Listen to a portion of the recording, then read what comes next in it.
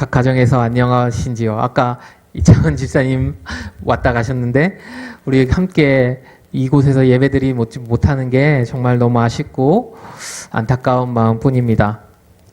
오늘 자정 0시로 내려진 지침에 따라 각 가정에서 온라인으로 예배드리시는 모든 성도님들과 그리고 공적 예배조차 집에서 드릴 수밖에 없는 현실 오기까지 아무것도 하지 못한 저와 이 교회가 정말 죄송한 마음으로 사죄의 말씀드립니다. 다들 마음이 좋지 않으실 거라고 믿습니다. 또한 저 또한 동일한 마음입니다. 한 교회의 목사가 교회가 또 사회가 코로나19로 어려운 가운데 있는 이때에 자신의 욕망을 채우고자 하는 행동들로 인해 이런 사태가 일어난 것에 대해서 우리가 또한 침묵으로 동조했음을 고백하게 됩니다. 저의 잘못이 없다 하는 것이 아니라 우리가 사회 구성원으로서 교회가 하나님 앞에 보여줘야 할 그리고 세상 가운데 드려야 할 영적인 예배와 또한 빛의 자녀로서의 모습을 우리가 보여드리지 못하는 것들에 대해서 우리가 겸허히 받아들이고 또한 이것을 위해서 고민하고 기도하고 이 사태를 해결을 위해서 그리고 이 사태 가운데서도 우리가 변함없이 하나님을 예배하기 위한 방법을 모색함으로 인해서 우리가 하나님 앞에 다시 한번 회개하고 나아가야 하겠습니다. 또한 교회를 더욱더 탄압하는 것처럼 보이는 이 모습이 이 세상 가운데서 우리 교회가 어떤 모습을 해야 하고 또 세상이 우리 교회에게 어떤 모습을 기대하는지 보여주고 있는 것 같습니다. 우리가 주님의 그리스도의 자녀된 모습으로 빛의 된 자녀된 모습을 회복할 때 그리스도의 영광이 어디까지 퍼져나갈지를 기대하면서 우리가 그리스도인으로서 좀 더 세상 가운데 빛의 자녀로 나아가는 모습을 보여주는 저와 우리 성도님이 되시길 소망합니다.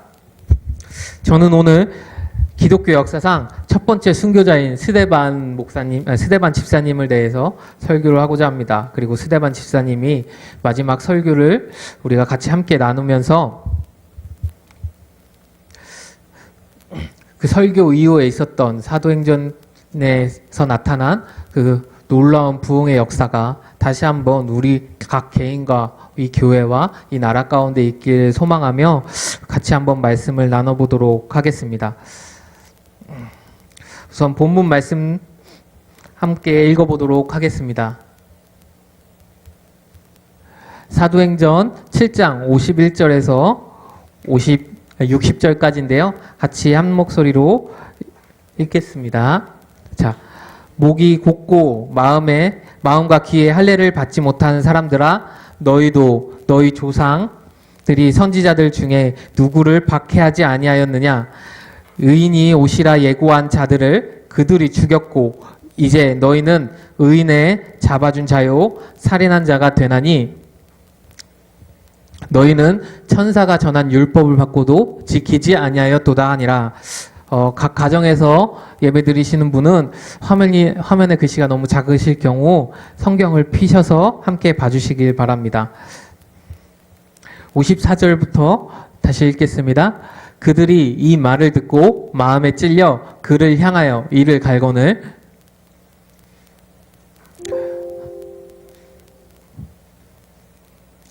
스데반이 성령 충만하여 하늘을 우러러 주목하여 하나님의 영광 및 예수께서 하나님 우편에 계신 것을 보고 말하되 보라 하늘이 열리고 인자가 하나님의 우편에 서신 것을 보노라 한데 그들이 큰 소리를 지르며 귀를 막고 일제히 그에게 달려들어 성박으로 내치고 돌로 칠세 증인들이 옷을 벗어 사울이라 하는 청년의 발 앞에 두니라. 그들이 돌로 스데반을 치니 스데반이 부르짖어 이르되 주 예수여 내 영혼을 받으시옵소서 하고 무릎을 꿇고 크게 불러 이르되 주여 이 죄를 그들에게 돌리지 마옵소서 이 말을 하고 자니라. 아멘. 자, 방금 우리가 함께 읽은 말씀은 스데반이 순교하기 직전 말씀이고 또한 50절에서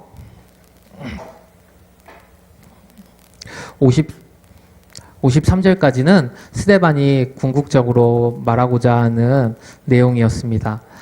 스데반의 설교를 다 보기 전에 스데반이 왜 이런 설교를 하게 됐는지 함께 나눠보도록 하겠습니다. 스데반은 사도행전 6장 1절에서 4절에서는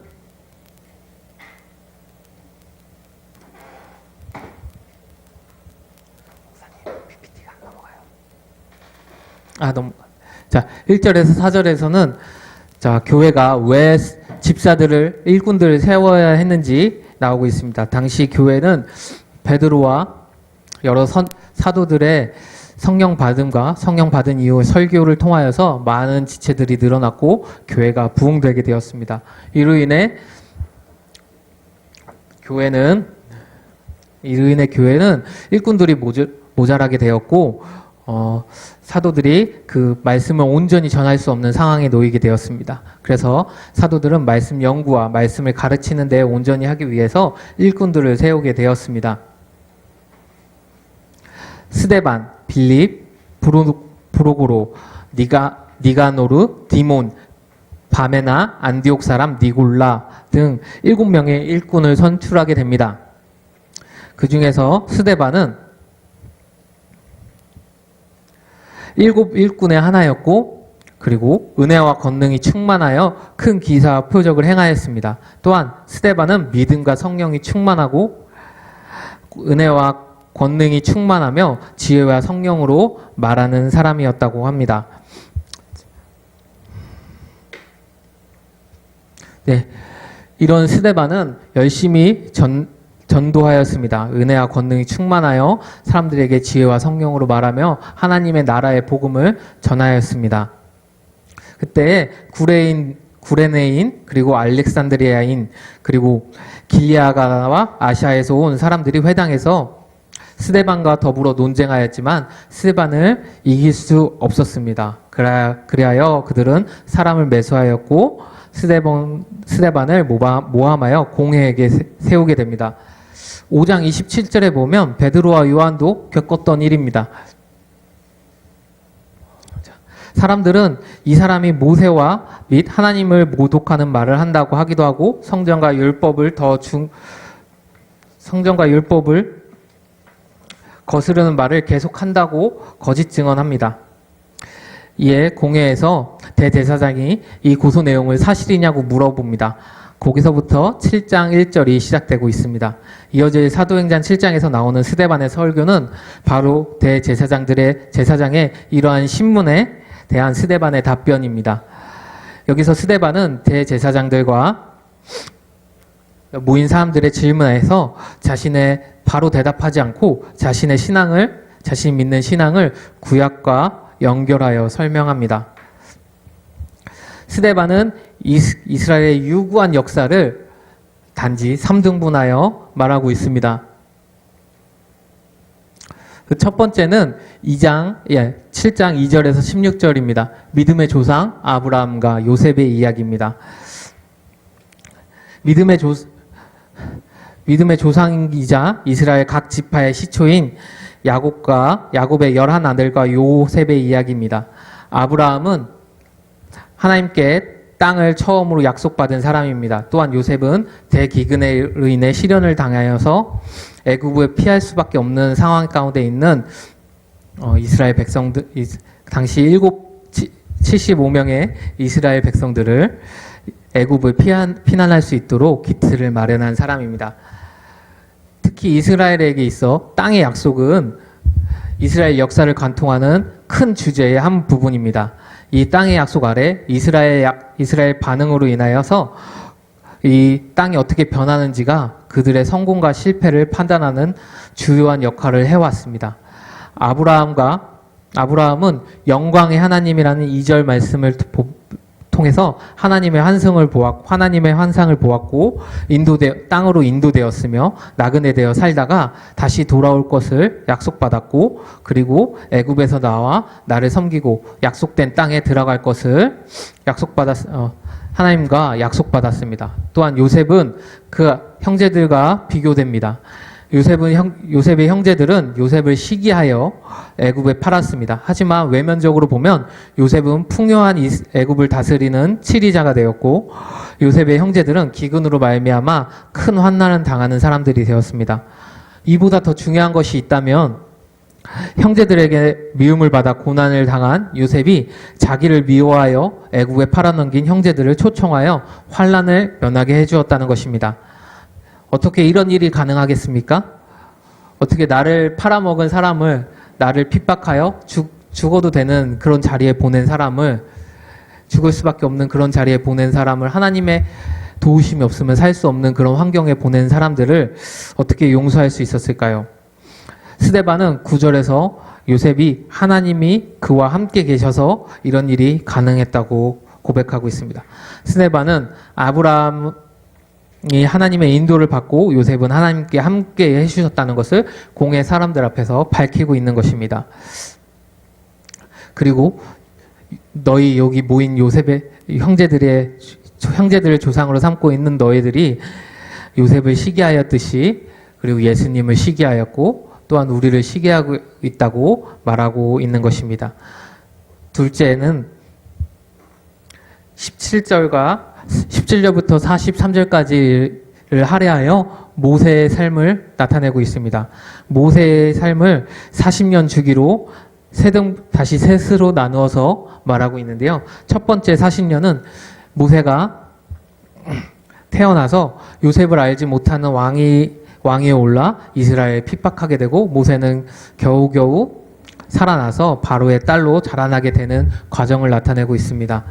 두 번째 40년은 23절에서부터 시작합니다. 나아가 40이 되매 그 형제 이스라엘 자손을 돌볼 생각이 나더니로 시작되는데 모세는 40세가 되어서 40세에 이르러서 드디어 그 이스라엘 백성들에 대해서 고민하고 생각하게 됩니다. 자신의 뿌리를 생각하는 것입니다. 모세는 이스라엘을 위해 애굽 사람을 죽임으로써 그들이 자신을 통해 하나님이 구원해 주실 것임을 알 거라고 생각하였습니다. 하지만 돌아온 이스라엘 백성들의 반응은 누가 너를 관리와 재판장으로 우리 위에 세웠느냐고 반응하고 있습니다. 이에 모세는 미디안으로 도망하고 광야에서 시간을 보내는 것으로 40년의 챕터가 맞춰집니다. 세 번째 챕터 40년은 가시나무 떨기의 불꽃 가운데 오신 하나님을 만나는 것입니다.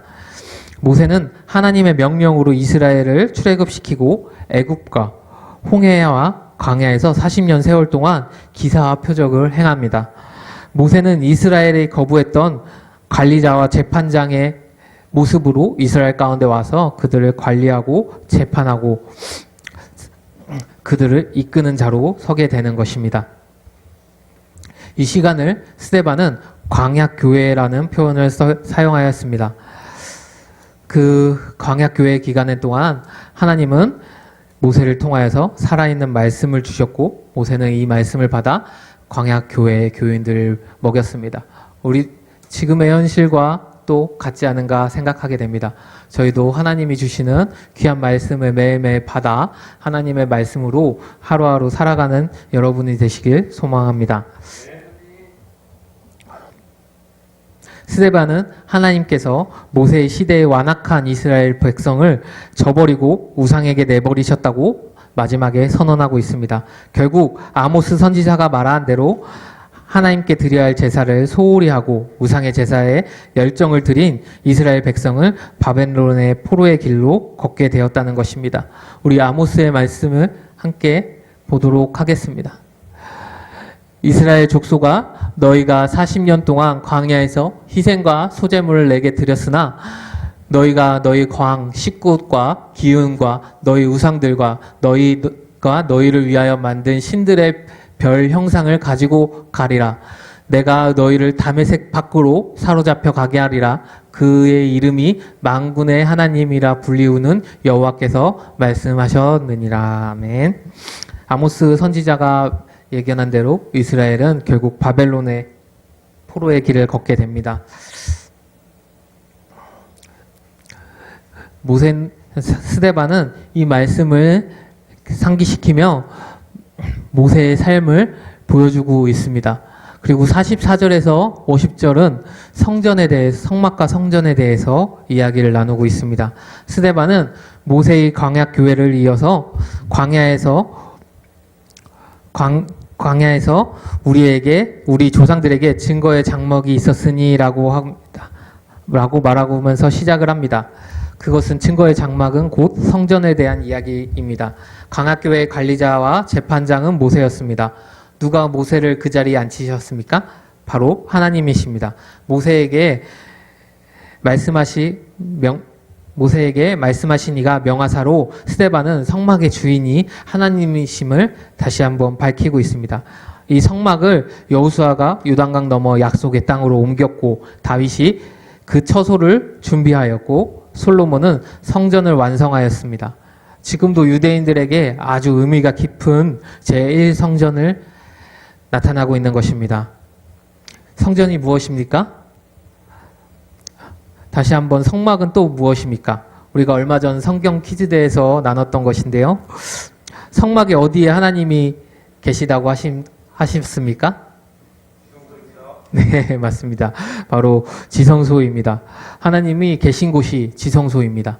우리는 성막은 하나님이 이스라엘 백성과 함께 한다는 약속의 표현입니다. 약속의 현실입니다. 또한 이 성전은 그 성막이 이어져 온 모습으로 성전 안에 하나님께서 계신다는 것입니다. 이스라엘과 함께 하신다는 것입니다. 근데 이런 성전에 대해서 잘 설명하다가 스데반은 이 성전에, 지금의 성전, 곧 이 성전에 우리 조상들의 요셉을 시기하였고 우리 조상들이 모세에게 복종하지 않았고라는 언급을 이용해서, 그리고 이 언급들로 배경을 깐 다음에 이스라엘 사람들의 상징인 이 성전에 하나님이 함께하지 않는다고, 하나님이 거하시지 않는다고 말하고 있습니다.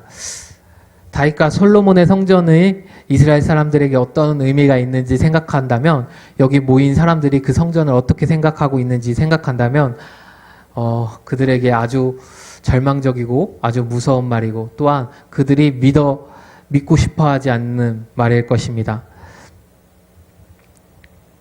우리 바벨론에게 첫 번째 성전은, 솔로몬 성전은 파괴되었습니다. 그리고 BC 516년, 그리고 BC 516년에 스룹바벨이 겨우겨우 성전을 다시 재건합니다. 그리고 다시 황폐화되었다가 BC 20년부터 AD 63년까지 헤롯 왕이 세 번째 성전을 짓습니다. 80년 동안 지어진 그 성전은 7년도 안 된 AD 70년에 다시 한번 로마에 의해 무너지게 됩니다. 그 무너진 것을 다시 세우기 위하여 지금도 이스라엘 사람들은 성전을 세울 준비를 하고 있습니다. 종말론적으로 본다면 이 성전이 세워질 때가 곧 종말의 때인 것입니다. 그만큼 유대 사람들은 아직도 성전을 귀하게 생각하고 성전을 중요하게 생각하고 있습니다. 그런데 스데반은 그 성전에 하나님이 거하지 않으신다고 말하고 있습니다. 선지자 이사야의 말을 인용합니다. 여호와께서 이와 같이 말씀하시되 하늘은 나의 보좌요 땅은 나의 발판이니 너희가 나를 위하여 무슨 집을 지으랴? 내가 안식할 초소가 어디랴? 나 여호와가 말하노라. 내 손이 이 모든 것을 지었으므로 그들이 생겼느니라. 무릇 마음이 가난하고 심령에 통회하며 내 말을 듣고 떠는 자 그 사람을 내가 돌보려니와. 이 말씀을 스데반은 인용하며 하나님께서는 성전에 임하시는 것이 아니라 예수님이 돌아가실 때 찢어졌던 그 휘장이 길을 열었듯이 각 사람에게 성령으로 임하신다고 스데반은 이야기하고 있는 것입니다.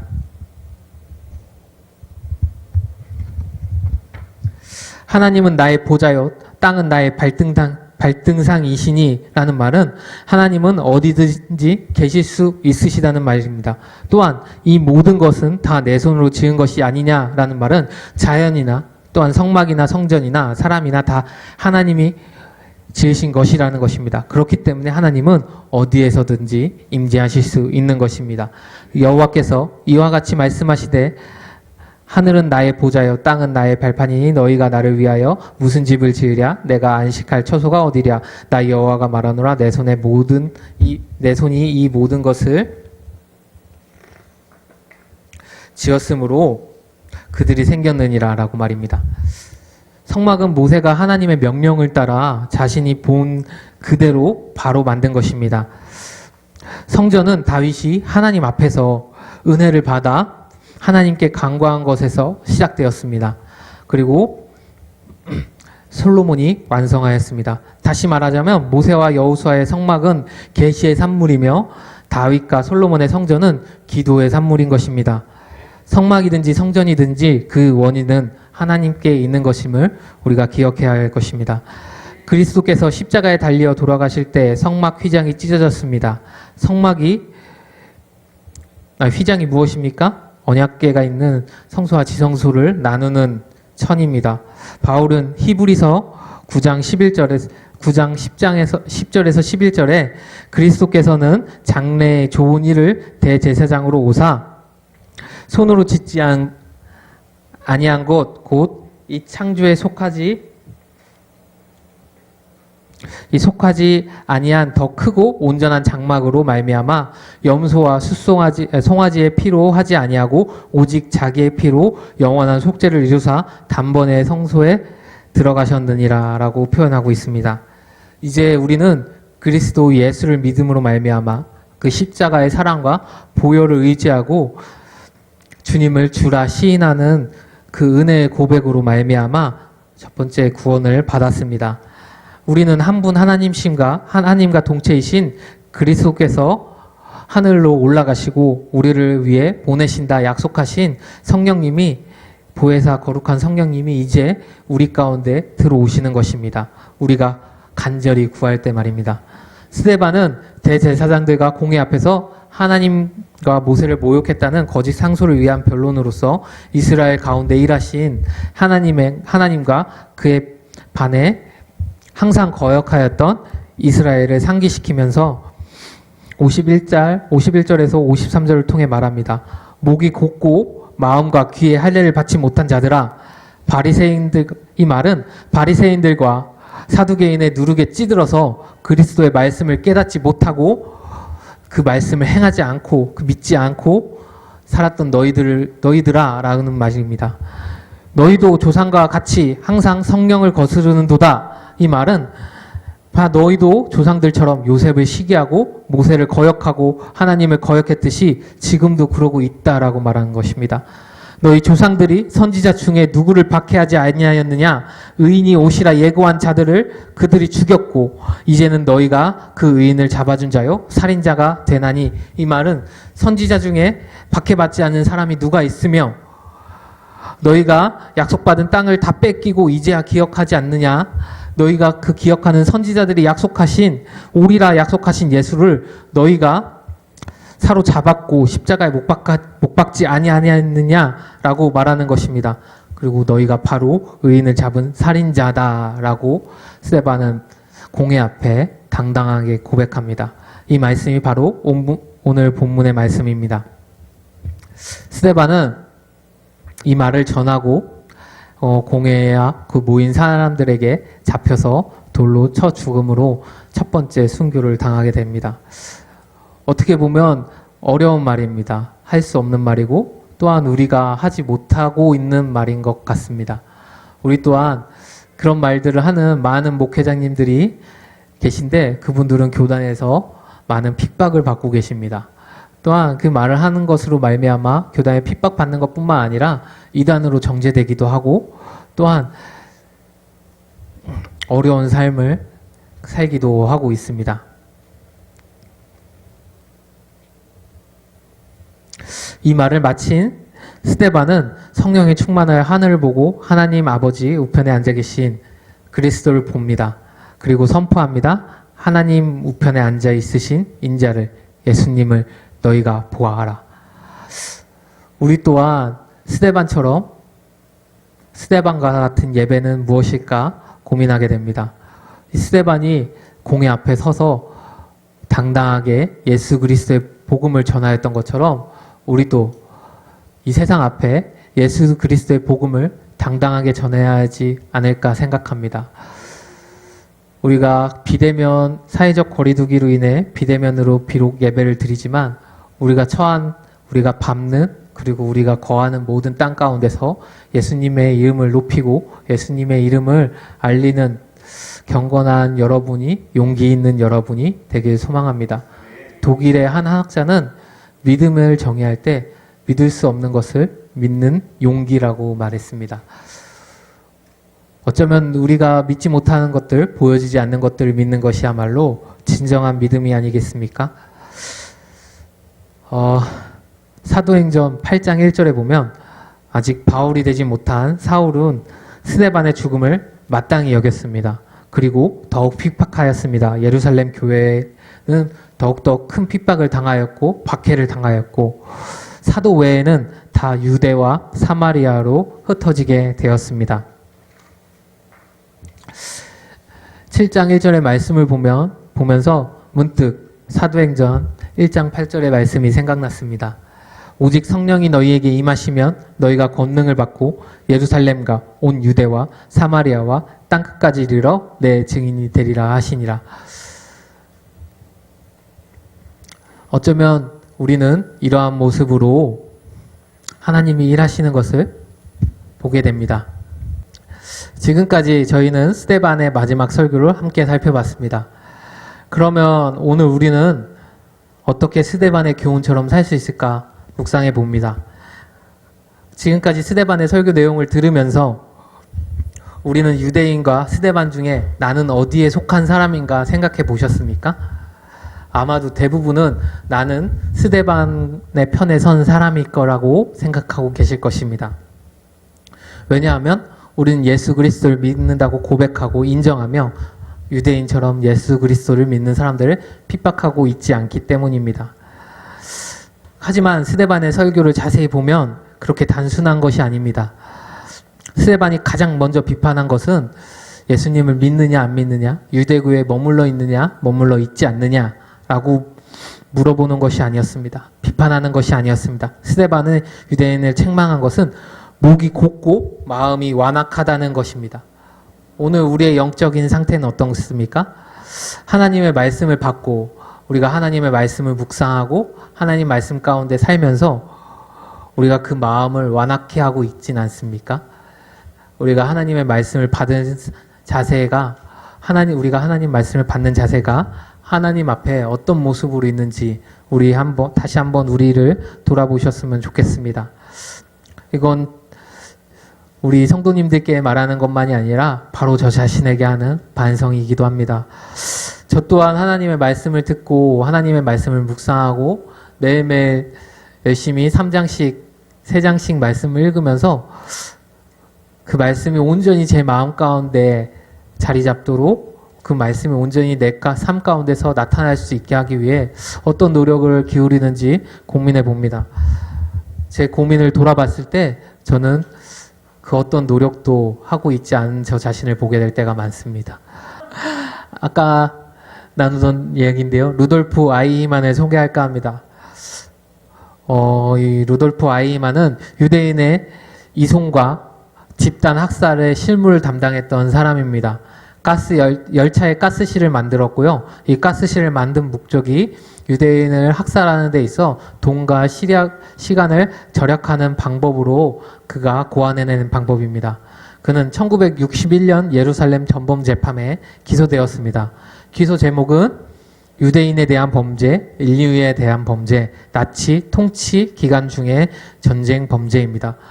1950년에 제정된 나치 및 나치 협력자 처벌법에는 방금 기소된 기소 제목 중에 하나만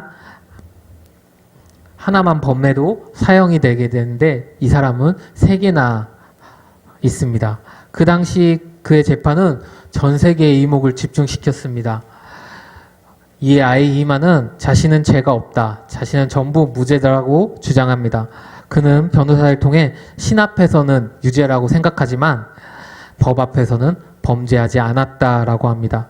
자신은 명령을 복종해야 했고 명령을 불복종할 수 없었고 그래서 충실히 일을 했을 뿐이라는 것입니다.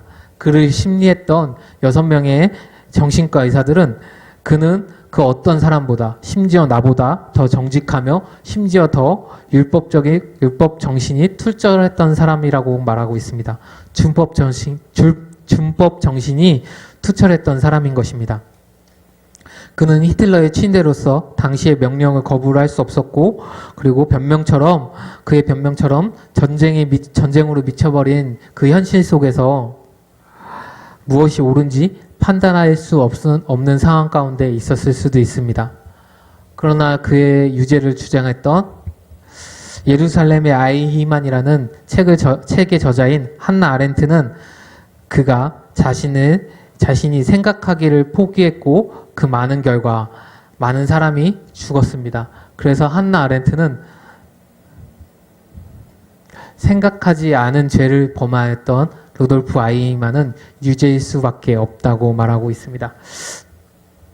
작금의 현실을 보면 우린 올바로 믿고 있는가에 대해서 의구심이 듭니다. 한 커다란 교회 목사님으로 세워졌고 목사님을 따르는 사람들이 많음에도 불구하고 그 교회가 행하는 행동들로 인하여서, 그리고 그 목회자가 행하는 행동들로 인하여서 지금 사회가 다시 한번 어려움 가운데 처했습니다.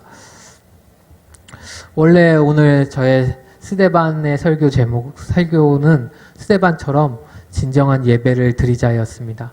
마음의 할례를 받고 마음의 중심이 하나님께 있는, 고백할 줄 아는 예배를 드리는 사람이 되자였습니다. 하지만 오늘 아침 SNS의 한글을 보면서 다시 한번 생각하게 됐습니다.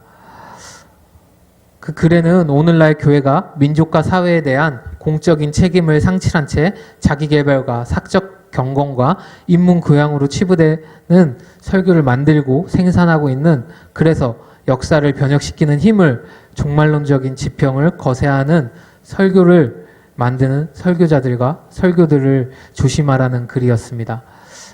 그 밖에 여러 가지 글도 있었지만 저는 그 글이 저의 가장 마음 가운데 와닿았습니다. 오늘 저의 설교는 우리 가운데 어떠해야 했을까요? 저의 설교가 단지 우리 개인의 신앙에만 머물러 있지 않기를 바랍니다. 우리가 나눴던 이 고백들이 스데반이 공회 앞에 서서 하나님이 살아계시고 예수님이 살아계시고 예수님의 복음을 전하였던 그 모습이 우리 삶 가운데 있고 또 우리 교회 가운데 있고, 우리가 비록 어렵고 힘들고 그리고 사회적으로 많은 반대에 부딪히겠지만 우리가 그럼에도 불구하고 하나님의 복음과 말씀을 전하는, 그리고 전하는 일에 더욱더 힘쓰는 사람들이 되어서 결국은 이 사회를 변화시키고 이 사회를 하나님이 기뻐하시는 사회로 만들 수 있는 빛과 소금된 자녀들이 되기를 소원합니다. 그리스도께서 죽으시고 부활하시고 승천하시고 1년 뒤에 그 뒤쯤 스데반은 이렇게 돌아가시게 되었습니다. 사도들을 따르던 많은 무리들과 예루살렘 교회에 있던 많은 성도들은 우리 사도행전 1장 8절의 말씀처럼 유대와 온 사마리아와 땅끝까지 퍼져나가게 되었습니다.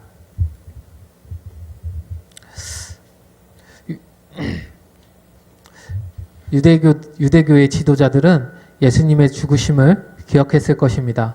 그 십자가상에 일어났던 일들과 그로 인해서 유대교 그리고 이스라엘 백성들이 예수님이 돌아가심으로 인해서 침체되었던 것들을 기억했을 것입니다. 그래서 스데반 집사를 공회에 세웠을 수도 있습니다. 제 생각이지만 교회가 베드로와 요한의 설교로 많은 교인들이 생겨났고, 그리고 교회가 점점 커져감에 따라, 초대교회가 점점 커져감에 따라 유대인 지도자들은 많은 부담을 가졌을 것입니다. 그리고 그 본보기로 다시 한번 예수님처럼 스데반을 그 자리에 세웠습니다. 하지만 하나님께서는 스데반 집사의 순교를 통해 예수님의 복음이, 예수님의 십자가의 복음이 예수님의 죽으심과 부활하심과 승천하심으로 완성되었던 것처럼 스데반 집사의 죽음으로 통해 온 유대와 사마리아 땅끝까지 전해지는 계기가 되었습니다. 하나님은 그것을 그 유대인의 간악한 생각을 이렇게 활용하셨습니다. 교부 터툴리아는 순교자들의 피는 교회의 씨앗이다라는 말을 남겼습니다. 교회는 수없이 많은 피로 심긴 씨앗이 자라나 지금에 이르렀습니다. 어떠한 집단에 의해 파괴될 만큼 어떤 한 집단에 의해서 모독될 만큼 그렇게 하찮은 것이 아니었습니다. 제가 대학 때부터 줄곧 찾아가던 절두산 공원은 합정역에 있습니다. 이 합정역에 있는 절두산 공원은 우리나라에 얼마나 많은 피들이 심겼고 피의 씨앗이 심겼고 그 가족의 희생이 있었는지 그 역사를 비석으로 한 가정의 비석, 한 어린아이의 비석, 돌도 채 되지 않은 어린아이의 비석으로 무덤과 비석으로 세워져 있습니다. 그리고 절두산 공원에는 그 당시 그리스도의 믿음을 버리지 않아서 죽어나갔던, 목이 잘려 죽어나갔던 사람들의 이름이 3m에 넘는 커다란 벽에 돌에 의해 이름에 새겨져 있습니다. 그런 역사가 현실이 되어서 지금 우리 가운데 존재하고 있습니다. 하나님은 늘 절망적인 상황에서도 하나님을 믿는 자들과 그 말씀을 행하는 자들, 그리고 하나님을 따르는 그들에게 결코 포기하지 않으십니다. 우리가 아직 어떻게 이 시련을 이겨내야 할지 저 자신도 모르겠습니다. 이 코로나의 상황 가운데서 어떻게 말씀을 전하고 어떻게 복음을 전하고 어떻게 우리가 하나님을 전해야 할지, 그리고 신앙을 키워야 가야 할지, 우리 아이들에게 어떻게 성경 공부를 시켜야 될지 저도 아직 해답을 찾을 수 없습니다. 하지만 이러한 상황 가운데서 우리가 하나님을 전하고자 하는 노력과 우리의 기도가 하나님 앞에 연락되어서 언젠가 이 상황이, 그리고 이 기도가 하나님 앞에 기쁨이 되는 순간이 오기를 진심으로 기도해 봅니다. 우리 다 같이 찬양 한 곡 하고 기도하겠습니다.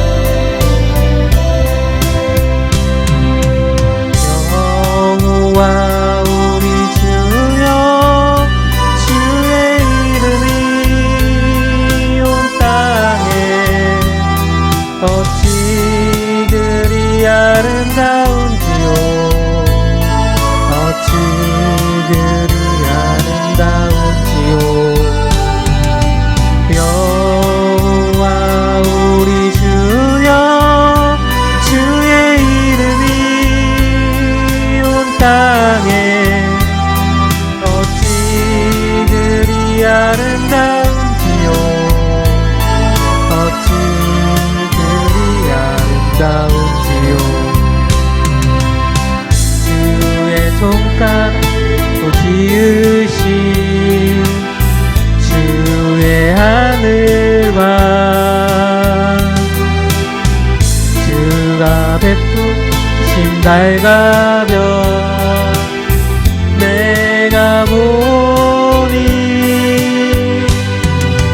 사람이 무엇이 관대 주께서 저를 생각하시며 인자가 무엇이 간대 저를 권고하시나이까.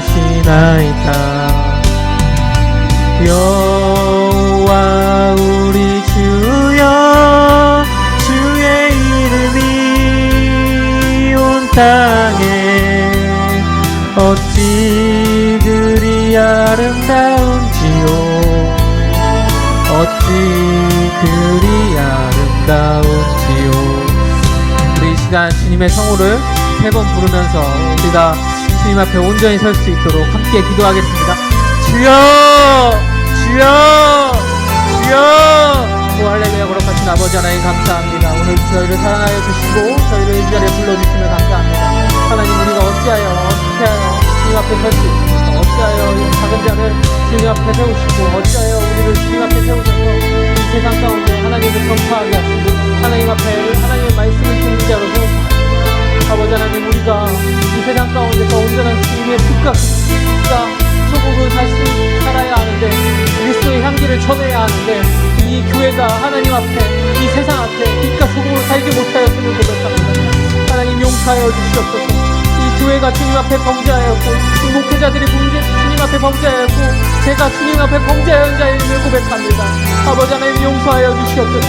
아버지 하나님, 저희 교회를 용서해 주시고 한국 교회를 용서하여 주시고 한국 교회를 긍휼히 여겨 주시옵소서. 우리가 주님 앞에 주님의 복음 앞에 다시 서게 하여 주시옵소서. 주님의 그 십자가의 사랑 앞에 다시 설 수 있도록 주님 도와주시옵소서. 오 할렐루야. 거룩하신 아버지 하나님, 이 교회가 이 목회자들 이 성도들이 정말 주님 앞에 다시 돌아와 주님의 성도는 주님의 복음을 전하는 자들 되게 하여 주시옵소서. 주의 빛과 소금으로 살아가는 자들 되게 하여 주시옵소서. 주의 말씀을 따르고 주의 말씀을 지키는 자로 살게 하여 주시옵소서.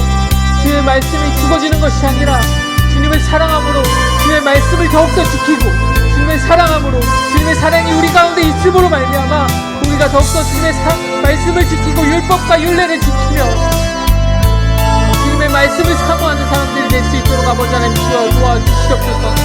아버지 하나님, 우리가 하나님의 사랑하는 자녀로서 하나님의 말씀에 합당한 자녀로서 하나님을 사랑하는 자녀로서 설 수 있도록 아버지 하나님 도와주시옵소서. 이 교회가 회복되게 하여 주시옵소서.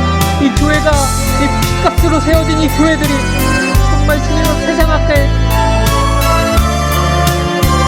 이 세상 가운데 세상 앞에 밟힘받지 않게 하여 주시옵소서. 주의 복음이 세상 사람들에게 조롱이 되고 밟힘받지 않을 수 있도록 우리가 그 상황 가운데서 주님을 전할 수 있는 사람들을 설 수 있도록 아버지 하나님 우리를 세워주시옵소서. 이 그리스도기를 세워주시옵소서. 할렐루야. 거룩하신 아버지 하나님 감사합니다. 아버지 하나님 사랑합니다. 아버지 하나님 우리를 지켜주시고 보호해 주실 줄 믿습니다.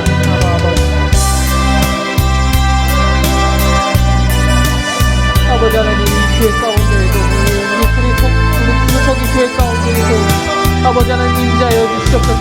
각 사람 가운데 임재하여 주시옵소서. 성령님 가운데 임재하여 주시옵소서. 뜨거운 성령의 불길로서 임재하여 주시옵소서. 아버지 하나님, 성령의 불길이 우리의 죄악을 태우며 우리의 간악한 높아진 마음들을 태우며 우리의 생각들을 태우고 우리의 높아진 이기심과 우리의 높아진 마음들을 태워 우리의 간악하게 하나님을 범죄하는 우리의 모든 것들을 세울 수 있도록 아버지 하나님 도와주시옵소서. 성령님이 임재하여 주시옵소서. 주시옵소서.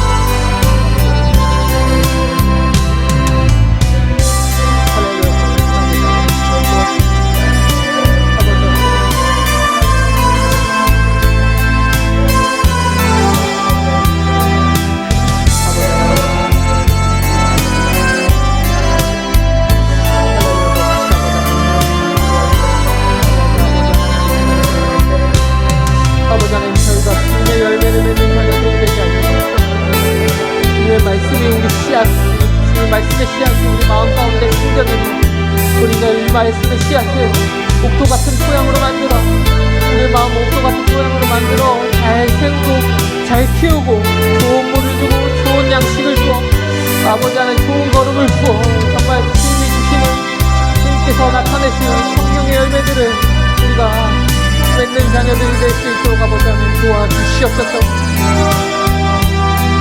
아버지 하나님, 우리 기독교인들이 뱀같이 강조하고 기둥같이 순교하게 자라나게 하여 주시옵소서. 이 세상 가운데 뱀같이 강조하여서 그들이 교회를 비판한다 할지라도 그들이 교회를 핍박한다 할지라도 우리가 정말 지혜롭게 그들 앞에 서며 지혜롭게 그들의 가운데 말씀을 전하고 그들 가운데 복음을 전하게 하여 주시고 우리가 순결한 비들같이 그들 앞에 서서 그 복음이 전환받은 복음이 있는 자들이 어떤 삶을 살고 복음에 있는 자들이 어떤 빛의 모양으로 나타나는지 그들 가운데 보여줄 수 있는 자녀들이 되게 하여 주시옵소서.